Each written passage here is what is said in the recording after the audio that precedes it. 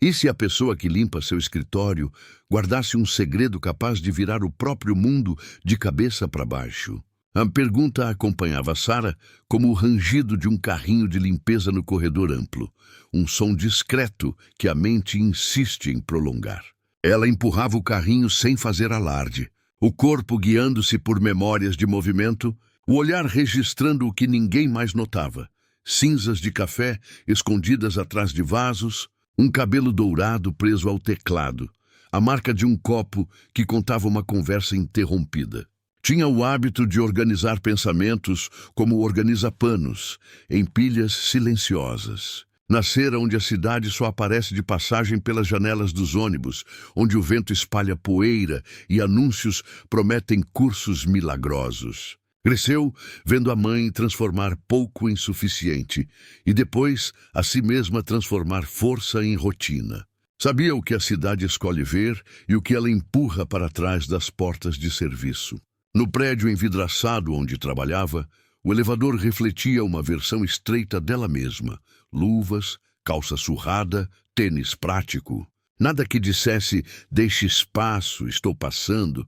Tudo que sussurra faço parte do cenário. A diferença é que Sarah enxergava além do reflexo. Enquanto a mão lustrava o aço, a cabeça testava hipóteses. Havia algo macio e incurável em seu jeito de imaginar caminhos. Não era fantasia, era método.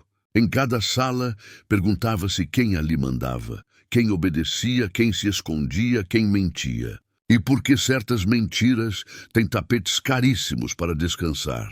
Por isso, quando um cartão prateado caiu do bolso de um paletó pendurado na cadeira mais alta da mesa, ela nem se assustou com o brilho.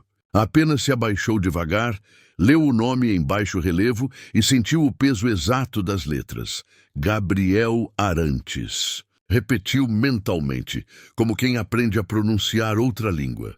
Guardou o cartão com o mesmo cuidado com que guarda produtos tóxicos longe de crianças e, no fim do turno, devolveu na recepção.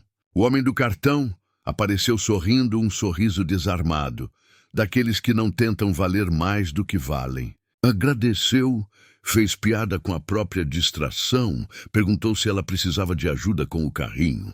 Sarah riu de canto e disse que o carrinho já tinha ciúmes de qualquer mão que não fosse a dela. Ele riu também, como quem entende que a graça não é convite, é fronteira. No dia seguinte, ela voltou a ser uma sombra de pano e água no país claro dos vidros, mas a curiosidade ficou como um post-it colado num lugar improvável. Quem é ele quando ninguém está olhando? Dias depois, chamaram Sarah para uma faxina pesada numa mansão com cheiro de pedra recém-molhada. Havia eucaliptos altos, escadas que pareciam flutuar, janelas enormes de onde se via a cidade como se navega por cima dela. No hall, um quadro caro pendia torto. Sarah endireitou sem cerimônia, o gesto pequeno como quem devolve um coração para o lugar. E viu, atrás de uma coluna, o mesmo sorriso. Sem terno, sem pressa, sem relógio de ouro fazendo barulho no pulso. Posso me redimir daquela oferta de ajuda desastrada? Ele perguntou, antes de oferecer nada. Ela disse que podia assistir, o que já era muito. Ele ficou no limite da sombra, observando como ela dividia o trabalho em linhas invisíveis, como se riscasse mapas no piso para que o corpo soubesse onde colocar o peso. Quando ela levantou o olhar, ele ainda estava ali. Eu nunca tinha pensado em quantos gestos existem para que um lugar pareça pronto, ele disse. É porque a gente apaga os gestos junto com as manchas. Ela respondeu, sem intenção de ser profunda, mas sendo. Trabalhou em silêncio, e o silêncio entre eles tinha a textura das coisas limpas que ninguém comenta. Voltou para casa com as mãos cheirando a limão e uma inquietação nova. Não sobre o homem, mas sobre a pergunta que ele ativara. Seria possível ser vista nesse mundo sem precisar quebrá-lo?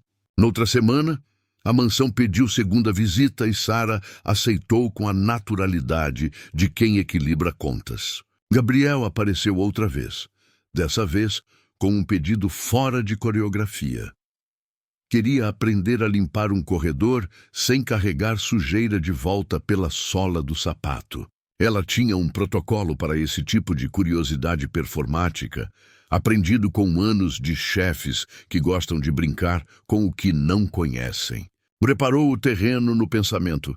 Limites definidos, doação zero de intimidade, gesto claro. Quando ele chegou, trouxe joelheiras num saquinho de tecido, dizendo que pesquisara sobre proteção do joelho. Sara segurou as joelheiras nas mãos, sentindo seu próprio coração se ajeitar por dentro, como quem muda de peso nos pés. Usou as joelheiras e ensinou. Ajustou a pressão do rodo, mostrou o ângulo certo, explicou o tempo de cada produto, apontou o desenho invisível da poeira que se junta nos cantos como se conspirasse. Ele errava e pedia desculpas, errava e pedia licença, errava e ria. Ela não perdeu a paciência. Havia nos erros dele a humildade de quem, pela primeira vez, descobre que o corpo também pensa. Depois do corredor, sentaram na borda da fonte no jardim. Ele perguntou sobre a infância. Ela respondeu sobre ônibus. Ele contou sobre a mãe que lhe ensinara notação científica na mesa da cozinha. Ela falou da mãe que ensinou medir paciência pelo tempo da água fervendo. Riram da mesma parte da história, em tempos diferentes da vida. A conversa virou hábito discreto. Não eram encontros, eram intercessões. Às vezes trocavam mensagens que cabiam numa palma. Ela mandava uma foto de um pano seco pendurado no sol com legenda Vitória. Ele respondia com o céu sobre o espelho d'água da fonte e a palavra brilho. Outras vezes, ele deixava um café numa garrafinha térmica com o bilhete. Sem açúcar, como você gosta. Sara tinha olhos atentos para golpes travestidos de gentileza, mas aquilo não tinha cheiro de armadilha. Era uma linguagem de respeito. Ainda assim, o mundo não mudou de uma vez. A cidade exigia de Sara o mesmo que exigia antes. Coluna firme, conta paga, sorriso econômico. Em dias de mansão, ela voltava para o bairro com o corpo pronto para desabar e a cabeça insistindo em seguir desenhando trajetórias. Foi num desses dias que entrou numa sala de diretoria com cheiro de tinta e encontrou uma gaveta entreaberta. Não era hábito dela olhar o que não devia, porque a disciplina também mora nos limites. Mas os papéis derramados pediam ordem.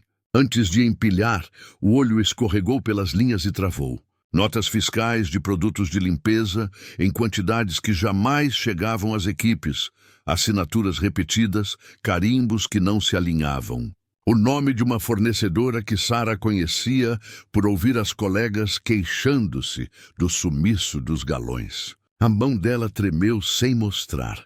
O coração puxou para trás e para frente, como se quisesse escolher dois futuros. Guardou o que era do cliente no lugar, mas em casa abriu a velha caixa de sapatos onde mantinha um caderno de capa azul. Era ali que colecionava indícios. Datas, placas de caminhões, sobrenomes que pulavam de uma nota para outra, um número de lote que reincidia como febre. Nada que derrubasse prédio. Tudo que empilhado formava escada. O segredo de Sara não era uma joia herdada, nem um crime escondido. Era uma pergunta insistente, vestida de planilhas mal lavadas. Ela não mostrara a ninguém, nem às amigas de trabalho, que já tinham urgências demais. Guardava como quem guarda semente em tempo de seca. Se aquele segredo tinha um destino, seria o de iluminar sem destruir. Mas o segredo tinha outra metade e pertencia a Gabriel. Ele também vivia dividido entre sua crença de que o cálculo é uma ética e a sombra larga de um sócio brilhante, Tomás, que resolvia tudo rápido demais para quem não tinha nada a esconder. Os relatórios deslizavam limpos, os números fechavam sem esforço, os contratos chegavam com o brilho exato da aparência. Sempre que Gabriel tentava entender um desconto generoso demais, Tomás oferecia uma explicação de 3 linhas e um brinde que distraía qualquer gerente inquieto. Gabriel preferia pensar que a confiança é o último luxo honesto dos negócios. Foi nessa tensão que os dois mundos alinharam novamente. Gabriel, curioso e sem cerimônia, perguntou se poderia acompanhar Sara num turno noturno. Queria, dizia, ver como se prepara uma sala para acordar pronta. Ela aceitou com a condição de não virar plateia. Se ele fosse, seria para aprender como se aprende uma língua, errando com respeito. Ele apareceu com calça velha, camiseta comum e o olhar de quem está prestes a desaprender uma certeza. Sara mostrou o segredo das juntas, a paciência da água, a forma de proteger dedos e costas. Ele ouviu sem interromper e ali nasceu um espaço raro, uma conversa sem hierarquia, feita de gesto. Ao final, enquanto fechavam o cadeado da área técnica, ele tentou dizer algo bonito e falhou. Ela sorriu, porque tem gente que só aprende a beleza quando tropeça nela. No dia seguinte, Sara recebeu uma nova escala: mansão, ala leste, limpeza pós-evento. Ao chegar, percebeu que os guardanapos estavam jogados como chuva e o perfume no ar parecia máscara de outra coisa. Enquanto recolhia copos, notou uma etiqueta errada num frasco de desinfetante. Combinação proibida, risco de reação. Fez o procedimento de segurança, isolou o material, comunicou à administração. Anotou o lote no caderno mental e em casa registrou no caderno azul, sob um título que só ela entenderia: O que canta quando ninguém ouve. Naquela noite, guardou o caderno e pensou em Gabriel. Não no sorriso, não nos gestos gentis, mas no modo como ele olhara para o chão quando pediu desculpas por ter derrubado água. Há olhares que pedem perdão e há olhares que reconhecem chão. Ela queria acreditar que o dele era o segundo. Antes de dormir, fez à própria alma a pergunta que vinha evitando. E se o segredo que carrego puder virar meu mundo, eu teria coragem de virá-lo. O coração respondeu com silêncio, que é quando a coragem prepara idioma. O que começou como intercessão virou trajeto, ainda que nenhum dos dois chamasse assim. Sara continuava a chegar às portarias, com o corpo acordado antes da luz total, e o crachá fazia o som de sempre, aquela batidinha de realidade que a lembrava de onde estava. Gabriel continuava a habitar salas com vista para a cidade inteira, aquelas visões que afogam a gente em promessas. Mas quando se encontravam, havia um acordo não dito, olhos nos olhos, orgulho guardado, curiosidade sem invasão. Ele propôs um jantar em restaurante de guardanapos engomados. Ela respondeu com pastel na feira e suco num copo de plástico que manchava o lábio. Ele achou o convite encantador não por excentricidade, mas por cansaço do teatro. Sentaram no banco de cimento. Ele ouviu histórias de ônibus, chuva, entrando pelo lado mal vedado, colegas que cuidam umas das outras com a naturalidade de quem entende destino compartilhado. Ela ouviu histórias de colégios com pátios silenciosos, da mãe que ensinava números como quem ensina canções. Descobriram que riram de cenas parecidas em filmes diferentes. Riram, houve um conforto novo ali, um tipo de reconhecimento que não vem de ter vivido o mesmo, mas de ter sentido parecido. Na semana seguinte, Gabriel apareceu com uma caixa simples e nome técnico: joelheiras. Disse que pesquisara a melhor espuma, que aliviava a pressão sem travar o movimento. Sara segurou a caixa e percebeu que estava sendo vista no código do corpo e não no folclore do sacrifício. Aquilo puxou um fio de confiança que ela não sabia que guardava. Em troca, ela trouxe algo que para ela valia mais do que flores: um par de luvas novas, da marca que não arrebenta no meio do trabalho. Para quando você quiser treinar de verdade, disse, meio rindo, meio séria. Ele aceitou como quem aceita um amuleto. O trabalho dela, no entanto, nunca foi romance. Havia corredores difíceis, cheiros teimosos, pedidos sem noção. Havia uma chefia intermediária orgulhosa de planilhas e cega para pessoas. E havia, como sempre, a distância entre promessas e entregas. Um dia, a gerente avisou: inspeção surpresa, capricho redobrado. Sara checou o estoque e encontrou números mais magros do que as notas informavam. A colega, Dona Lúcia, comentou sem pausa: essa fornecedora vende galão que evapora na viagem. Sara guardou o comentário onde guarda o que importa. À noite, abriu a caixa de sapatos e preencheu mais 2 linhas no caderno azul. A cada anotação, Sentia como se empurrasse uma peça no tabuleiro grande da cidade. Sentia medo também, não do perigo gritante, mas do custo silencioso de apontar um erro de gente poderosa. Não era a primeira vez que o peito pesava, e ela aprendera a negociar com esse peso. Escrevia até a mão cansar, tomava água, assistia à rua pela janela estreita, decidia dormir. O sono vinha como quem fecha uma cortina, e nem sempre descansava. Noutra manhã de mansão, Sara viu Gabriel pela janela sem que ele a visse. Ele andava com as mãos nos bolsos e o rosto virado para cima, como quem ora para uma coisa em que ainda não acredita. Decidiu que não queria idealizá-lo nem desdenhá-lo, duas formas preguiçosas de se proteger da vida. Queria conhecê-lo, o que é muito mais difícil. Quando ele a viu, acenou com a mesma espontaneidade do primeiro dia, e ela respondeu. Ele perguntou, tímido, se poderia acompanhá-la em um turno completo, não por exotismo, mas porque queria ser capaz de imaginar o trabalho sem romantizá-lo. Ela disse que sim e deu as regras. Nada de discursar, nada de atrapalhar, nada de transformar aquilo em espetáculo. Ele prometeu escutar, e escutou. Acompanhou a disciplina dos passos, aprendeu a respeitar o tempo do produto químico, descobriu que há um jeito certo de abrir janelas sem criar corrente que levante pó. Percebeu que o corpo cansa, mas também aprende uma inteligência própria, movendo-se no compasso do quilo. Ao final, grato, ofereceu uma gentileza que não pesava, água fria e silêncio. Sara bebeu, e o silêncio foi um lugar bom. Nem tudo, porém, era descoberta terna. O sócio de Gabriel, Tomás, começou a aparecer com mais frequência. Tinha sorriso treinado, relógio de pulso que marcava uma coragem que talvez não tivesse, e um jeito de tratar pessoas como se fossem números com pés. Sara sentiu a antipatia como quem sente cheiro de produto vencido, um sinal sutil de que algo pode dar errado. Tomás elogiou a limpeza como quem elogia serviço de hotel.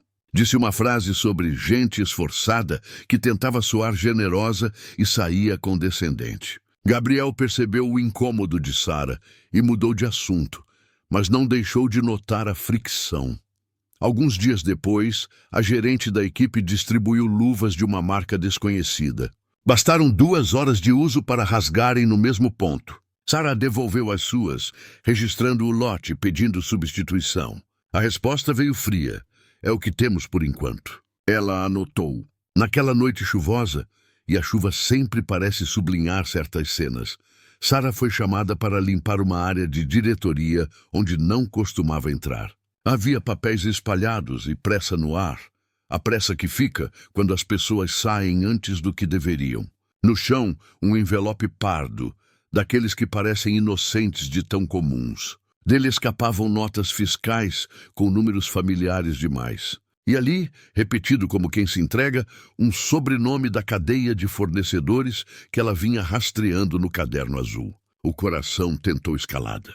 Ela respirou no ritmo que controla reações químicas e tirou fotos com o cuidado de quem sabe que uma foto mal tirada é um problema a menos e 10 a mais. Recolocou tudo como estava, desinfetou a própria coragem e foi embora com o segredo pesando o mesmo que sempre pesou, uma vida inteira. Era inevitável que aquilo transbordasse, mas não transbordou em grito, transbordou em gesto. Sara convidou Gabriel para um café simples em frente a um açougue que sempre fechava tarde. Contou a história da gerente, as luvas que rasgavam, os galões que minguavam, as notas com números gordos demais para os frascos magros, o envelope derramado. Não houve acusação. Houve linhas. Ela desenhou com palavras a árvore do problema. Ele ouviu com as mãos entrelaçadas, as pupilas estreitando, como quem lê a própria assinatura numa ficha que não lembra de ter assinado. Perguntou por datas, por nomes, por placas. Ela respondeu com precisão suficiente para sinalizar seriedade e prudência bastante para protegê-la. Quando terminou, havia um peso novo no ar, aquele peso que aparece quando 2 pessoas percebem que, a partir dali, nada fica igual. Gabriel disse que precisava verificar documentos, cruzar informações, enfrentar o sócio, talvez encarar uma tempestade. Sara assentiu sem consolo. Tomou o café até o fim. Havia no rosto dele algo que ela nunca tinha visto. Um tipo de medo que não tem vergonha de dizer seu próprio nome. Ele pediu que ela confiasse nele por alguns dias. Ela pensou em se recusar. Depois pensou que confiança também é trabalho. Disse que confiava, mas que não calaria se a verdade pedisse voz. Ele agradeceu como quem recebe não uma promessa, mas um contrato moral. Foram embora por caminhos diferentes, cada qual levando uma metade da mesma inquietação. Na manhã seguinte, a cidade parecia ter mexido um grau no eixo. Nada demais para chamar de mudança, mas suficiente para alguém como Sara notar. Havia um gerente mais frio no cumprimento, um auxiliar que evitava olhar, um segurança que demorou mais para liberar o acesso. A notícia vaga corre, auditoria. Sara sentiu a vértebra da tensão, mas seguiu. Ao final do turno, encontrou uma mensagem de Gabriel pedindo para se verem em lugar neutro. Ele tinha papéis, ela tinha o caderno.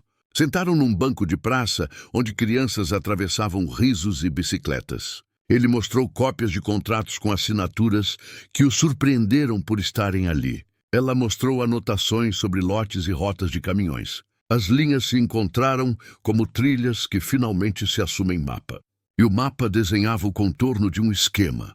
Fornecedor fantasma, compra superfaturada, entrega minguada, lucro que escorre por canos que ninguém limpa. O nome de Tomás aparecia como quem não quer ser visto, mas aparece. Gabriel fechou os olhos, passou a mão no rosto, abriu. Disse que faria o que precisava ser feito. Sara escutou sem responder com um discurso. Deu-lhe o silêncio como ferramenta. Ele levantou com um propósito que doía. Ela voltou para casa com a sensação de que o chão, que sempre lhe obedecera, podia começar a revidar. Não dormiu fácil. A cidade também não. A notícia primeiro veio como murmúrio e logo virou corrente. Tomás estava furioso. Chamou Gabriel de ingênuo, de traidor, de qualquer palavra que dispense pensar.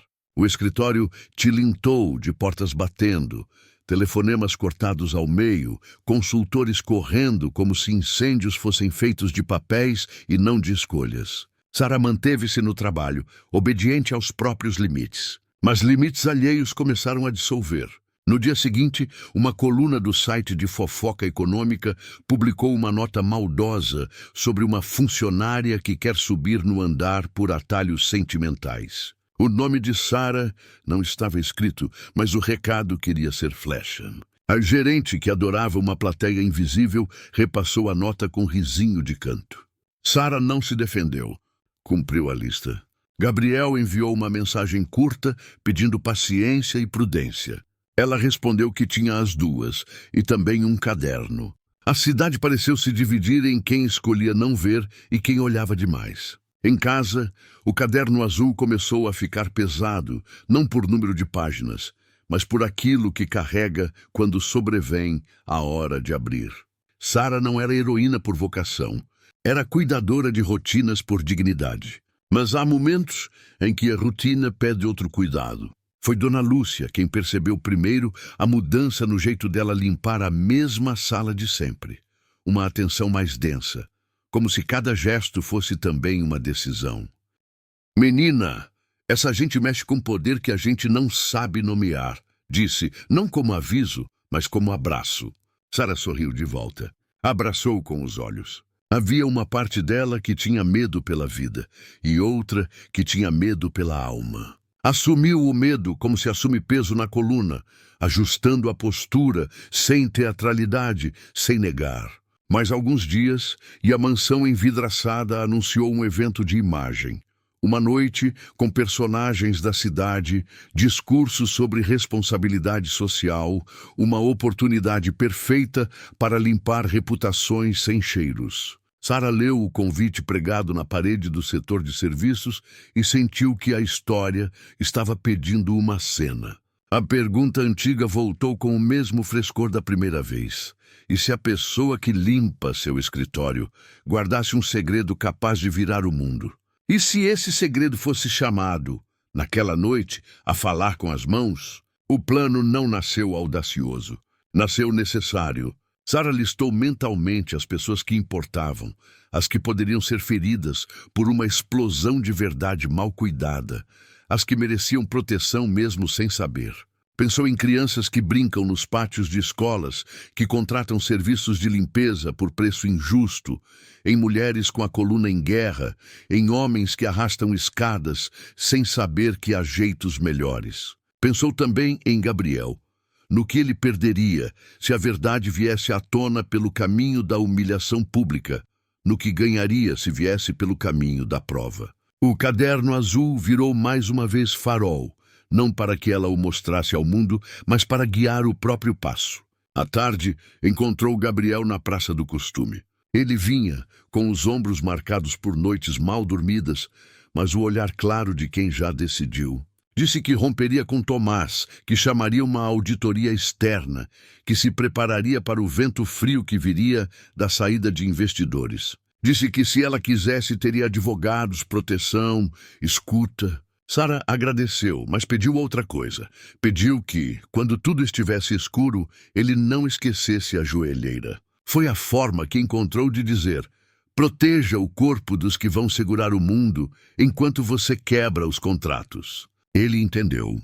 Deram-se as mãos por segundos a mais do que o protocolo autoriza. E soltaram. A noite do evento chegou com luzes demais para quem sabe onde a sombra se esconde. Os carros deslizaram pela Alameda como se tivessem certeza de que a beleza é um direito adquirido. Dentro, arranjos florais e discursos eram alinhados como alfinetes. Sara entrou pela porta de serviço, a que conhece desde sempre. Trazia nas mãos o kit de emergência, na cabeça o mapa da planta, no peito a pergunta. E uma resposta tímida começava a nascer. O escândalo não começou com gritos. Começou com um odor errado, sutil como a primeira mentira que dá certo. Nos bastidores do salão, Sara sentiu o cheiro um pouco doce de um produto que não deveria estar ali. Não daquele jeito, não naquele rótulo. Pegou o frasco pela base, leu o lote, reconheceu a caligrafia das etiquetas falsas que vinha colecionando no caderno azul. Havia ali risco de reação perigosa se alguém decidisse potencializar o brilho com mistura imprudente. A mente dela fez em segundos o que aprendeu a fazer em anos. Sequenciou o perigo, definiu o protocolo, comunicou sem alarde. Puxou o alarme manual do setor técnico, chamou a equipe, desligou aparelhos. Enquanto isso, lá fora, os discursos aqueciam o salão para as fotos. Gabriel, do outro lado do prédio, recebeu no celular a mensagem curta de Sara, com a palavra cuidado e o número do lote. Entendeu que o mundo podia virar. Correu como quem corre para dentro de si. Tomás, ao saber do alarme, não correu. Reclamou. Disse que era exagero, que a equipe de limpeza adora criar drama para justificar o orçamento. Palavras que parecem opinião e são sinal. O vazamento, contido a tempo, não virou manchete de tragédia. Mas a noite virou manchete de outra coisa. Gabriel pediu o relatório técnico, conferiu com as notas fiscais, olhou para as cópias que já tinha, cruzou com os contratos na pasta secreta. A linha agora dava um desenho inegável. Pediu o microfone quando os flashes já descansavam, e sua voz não tremeu, porque havia dentro dela uma decisão que não negociava mais consigo mesma.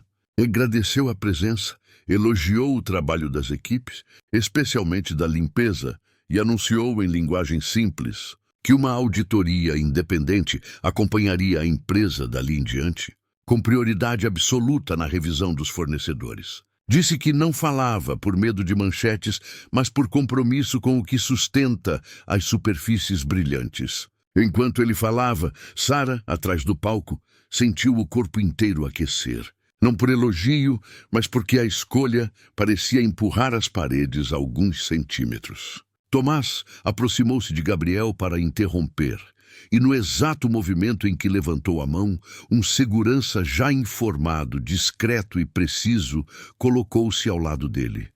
Não houve espetáculo. Houve fim. Dias se seguiram com a cidade fervendo de opiniões.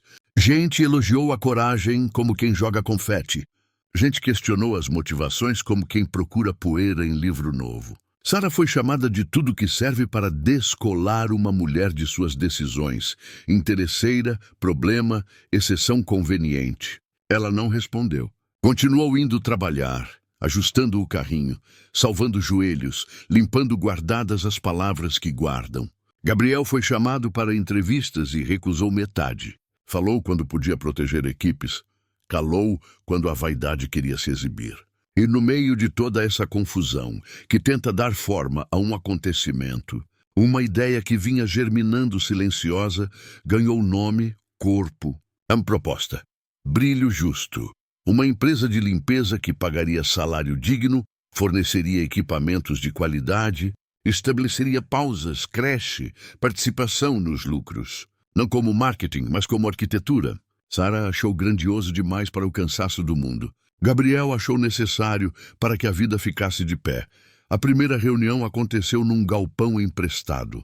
As cadeiras não combinavam, a parede descascava, o café era forte e honesto. Sara abriu a conversa lembrando que dignidade não é brinde, é base.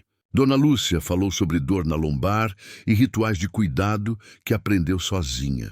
Um rapaz novo sugeriu um aplicativo simples para organizar rotas, reduzir deslocamentos, poupar passos. Gabriel apresentou números em palavras compreensíveis, afastando jargões que traem, aproximando contas que convencem pela clareza. Saíram de lá sem aplausos e com uma agenda. Poucos dias depois, fecharam o primeiro contrato de verdade. Não o mais rentável, não o mais vistoso, mas o mais justo que já tinham visto. Em vez de cláusulas que esfolam por dentro, houve compromissos verificáveis. Em vez de promessas vazias, indicadores de saúde, não de imagem. Sara sentiu que o mundo, enfim, tinha virado um pouco. Não inteiro, não para sempre, mas o suficiente para que as perguntas mais antigas respirassem outra qualidade de ar. E foi assim que uma história de amor começou a cheirar a possibilidade. Amor que não precisou de declaração coreografada, nem joelhos no meio de salão, nem caixas com laços para provar carinho. Bastou olhar para o chão junto e concordar que é dali que se começa. A ambição da Brilho Justo não era deslumbrar, era durar. O plano parecia simples, equipes pequenas, treinamento honesto, EPIs decentes, rodízio pensado para não moer as mesmas costas todo dia, contratos transparentes. O difícil era a cidade. O difícil é sempre a cidade. As primeiras semanas foram uma maratona de tropeços calmos, planilha que desorganizava turnos, fornecedor antigo que não queria soltar privilégios, cliente novo que tentava impor prazos sem sentido. Sara, agora também responsável por métodos e gente, passou a desenhar com o corpo um outro manual, escrito nas mãos das trabalhadoras. Ao fim de cada jornada, anotava o que funcionou e o que não funcionou, convertendo o caderno azul de indícios em um caderno branco de práticas. Gabriel lidava com as coisas que não se limpam com pano.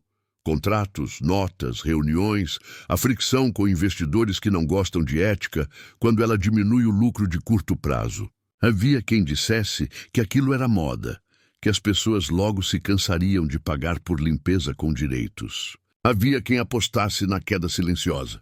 E havia quem, como Sara e Dona Lúcia, apostasse na teimosia da decência. As clientes e os clientes que ficaram perceberam que há brilho que não escorre, há cheiro que não agride, há conversa que não humilha. A equipe cresceu devagar, o suficiente para que cada nome tivesse voz e cada voz tivesse lugar. A creche improvisada virou sala de cores, a pausa controlada virou ritual de saúde, o aplicativo de rotas virou um modo de respeitar pés. E, em meio às pequenas vitórias, os fantasmas do escândalo insistiam em rondar. Tomás não sumira do mundo. Ele se agarrou ao tipo de influência que se alimenta de mal-entendidos e começou a soprar histórias sobre a Brilho Justo, histórias que pareciam verossímeis pelo tanto de cansaço que o mundo carrega. Dizia que Gabriel inventara problemas para justificar uma mudança de posição no mercado, que Sara era a ponta útil de uma narrativa, que os custos dos serviços subiriam sem causa. E, como sempre, havia quem quisesse acreditar. As redes repetiam o que não conheciam, porque repetir custa menos do que olhar. Foi quando uma enfermeira de hospital de bairro escreveu um depoimento sem adjetivos, apenas fatos. Equipe nova, menos irritação no ar, paciência nos corredores, menos quedas de pessoas idosas por piso maltratado. O texto correu sem pedir favor a ninguém. Sara leu e chorou em silêncio, como chora quem descobre que a vida fez sentido num lugar que não estava no mapa. Naquela noite, a Brilho Justo ganhou um contrato que parecia grande demais, e talvez fosse. Um centro de convenções queria uma equipe permanente, com prazos apertados e olhos demais sobre tudo. Sara avaliou o risco, consultou quem pega no pesado, perguntou se valia o corpo da equipe por um salto. A resposta foi uma pergunta de volta. Se for para mostrar outro jeito, vale. Resolveram tentar, com as condições que a própria Brilho exigia. Enquanto isso, o processo contra a rede de fornecedores suspeitos arrastava-se no passo habitual da justiça. Gabriel alimentava a auditoria com documentos e Sara alimentava o processo com lógica e exemplos do campo. Às vezes ele desanimava, às vezes ela também. Quando um desanimava, o outro lembrava da joelheira. Não como símbolo vazio, mas como compromisso com o que segura as pessoas de pé. O centro de convenções estreou com uma feira de negócios. Exigiu da Brilho Justo uma coreografia nova de trabalho, porque aquele tipo de evento derrama gente e lixo num ritmo que tenta desumanizar quem limpa. Sara passou o dia abrindo garrafas de água, fechando vácuos de cansaço, redistribuindo tarefas para que ninguém colapsasse. No fim, quando os últimos estendes despenduravam sua vaidade, uma situação imprevista pediu urgência. Caixas de produtos de limpeza mal etiquetadas, novamente circulando por dentro do evento. O cheiro de perigo não engana nariz treinado. Sara isolou, reportou, agiu. Mais uma vez, a ação rápida impediu que tragédia virasse notícia.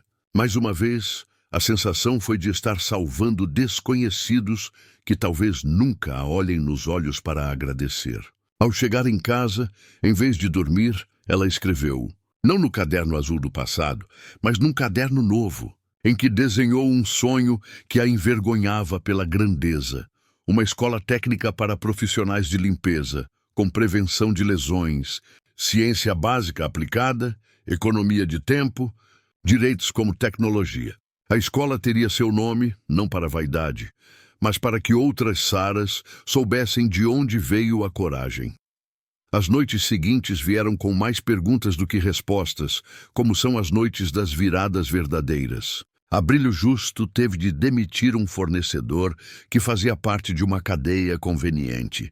O rombo ameaçou as finanças. Gabriel sugeriu reduzir temporariamente a participação nos lucros. Sara vetou, explicando que justamente nos apertos é que se prova a promessa. Buscaram um novo crédito com quem topasse apostar em retorno que não se mede em 2 balanços. Bateram em portas pouco acostumadas a ouvir a palavra ética sem revirar os olhos. Uma se abriu, não por milagre, mas porque havia ali uma pessoa cansada de ser cínica. A parceria exigiu transparência quase humilhante e metas quase impossíveis. Sara reuniu sua equipe e traduziu as metas em gestos.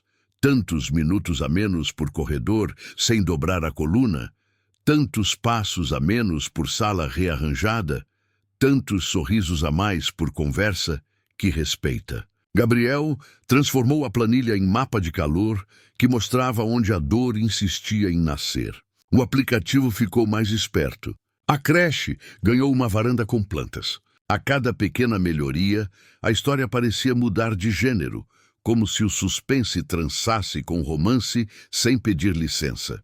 Não foi rápido, não foi fácil, foi de verdade. De tempos em tempos, Gabriel tentava formalizar a relação com Sara, do jeito que aprendeu, jantar, discurso, anel. Ela agradecia e dizia que, por enquanto, ainda estavam limpando o chão sobre o qual a mesa seria posta. Ele entendeu. Em vez do anel, trouxe um estatuto. Sara o leu como quem lê receita de remédio, procurando efeitos colaterais. Não achou armadilhas. No parágrafo final, um compromisso. Nenhuma decisão de negócio que machuque quem sustenta o negócio. Ela assinou, não como quem se casa, mas como quem funda. No dia em que a escola técnica ganhou uma sede emprestada com paredes recém-brancas e cadeiras emprestadas das salas de reunião, Sara atravessou o corredor como quem inaugura uma coluna vertebral.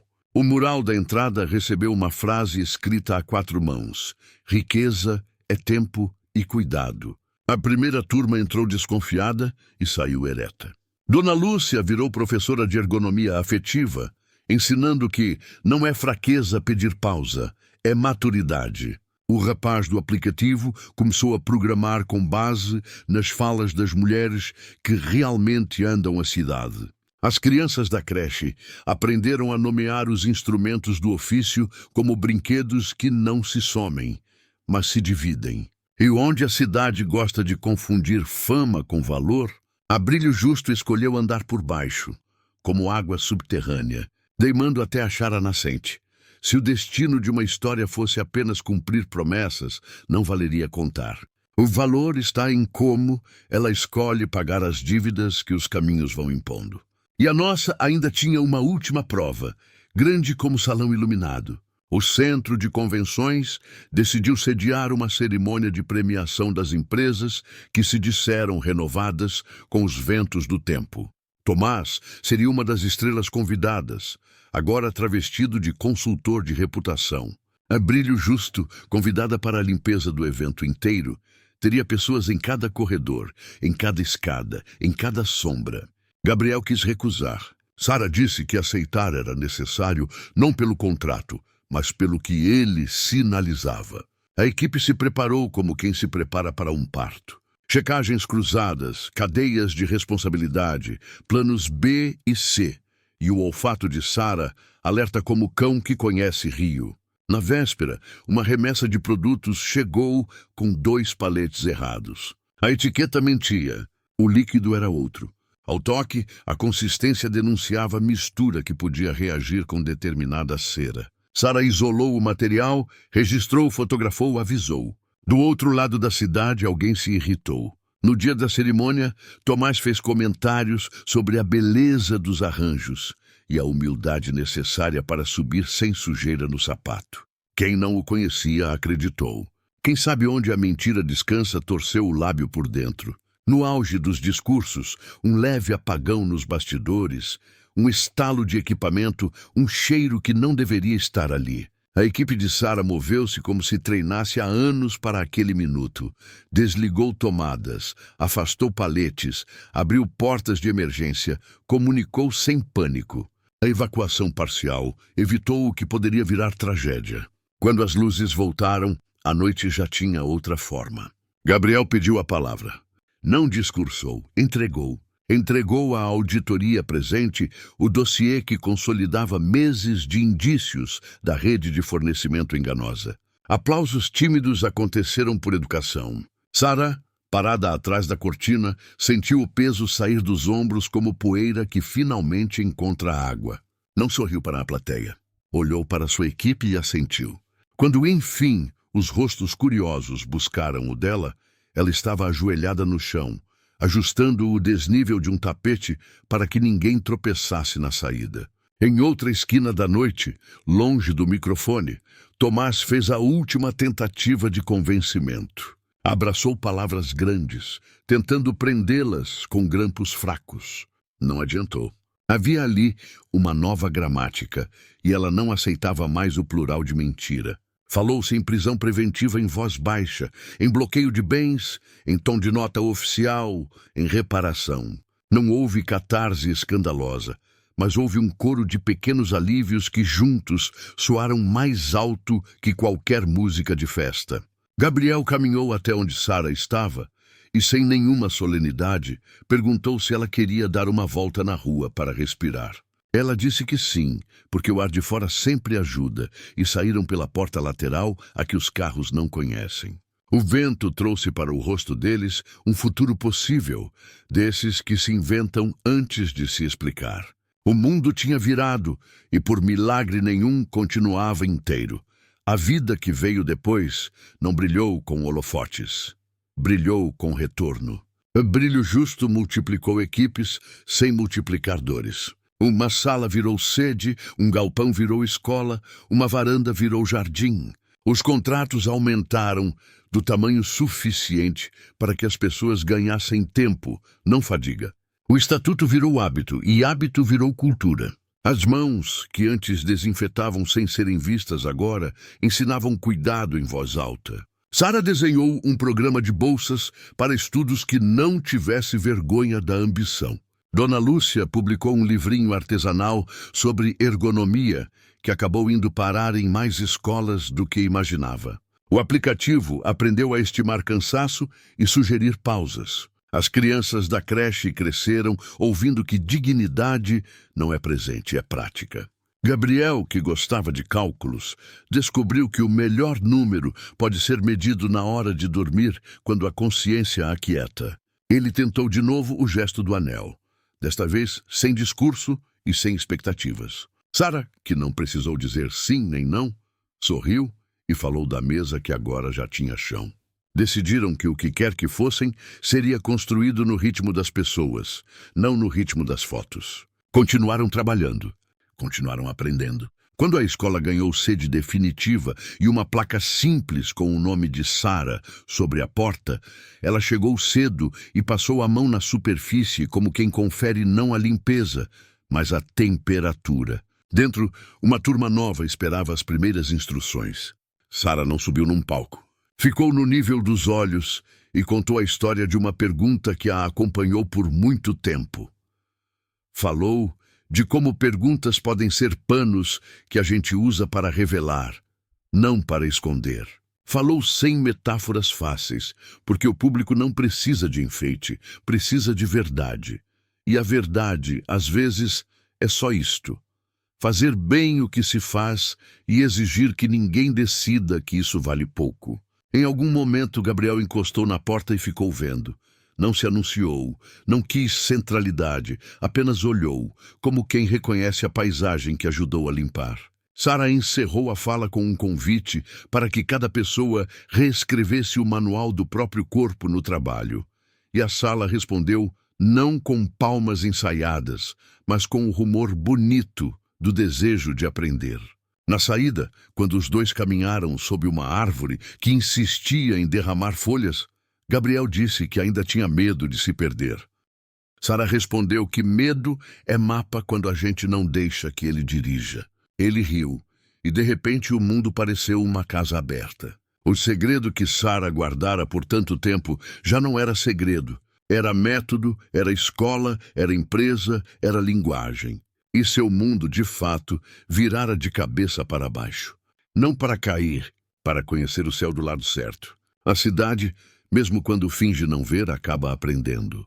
E às vezes aprende com quem carrega pano, água, coragem e perguntas. De esfregões a mansões, de corredores silenciosos a salas cheias, de um cartão prateado caído no chão a um estatuto pendurado no mural. Uma história diferente do que se espera quando se decide olhar para baixo. E quando o amor decidiu atravessar essa história, não veio para corrigir destino. Veio para somar mãos. Porque algumas vidas não precisam de varinha, precisam de parceria. E a de Sara aprendeu a conjugar.